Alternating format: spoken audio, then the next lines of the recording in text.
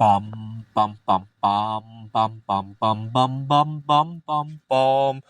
The Peter Dislike Show. Bum bum bum bum bum bum bum.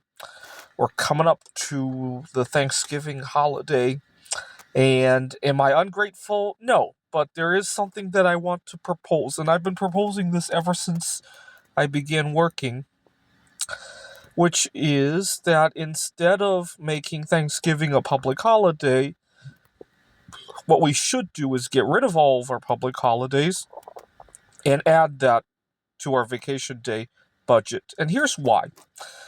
Let me bring up an article that will probably be some food for thought.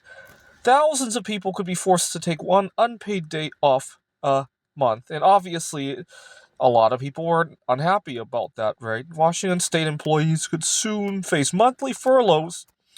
Got required to take one unpaid day off per month over the next 2 years. I gotta point out something.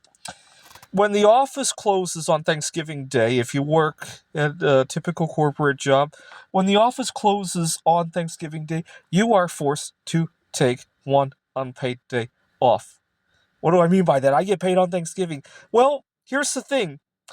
If it weren't for the office closing, you could be working there and potentially taking a different day off, right? You're being forced to use one vacation day that you're just not seeing, right?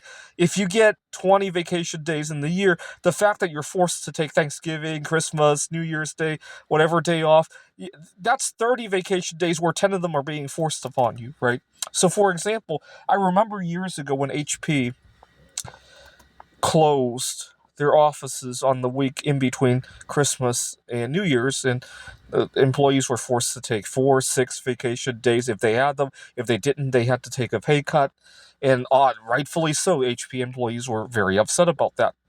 What they forget is that they're being forced to take days off that they don't want to take all the time. Most people do like Christmas, right? But imagine having to take a Labor Day or a Columbus Day off when you don't really, or better yet, Juneteenth, right? And do I dislike what Juneteenth stands for? Not at all.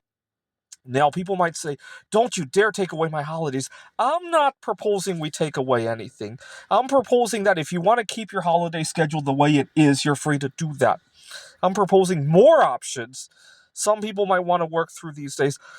Some people might want to be more flexible, right? If it's New Year's Eve and they come up with their Nobel Prize winning idea, they want to be able to do it and then take a different day off, right?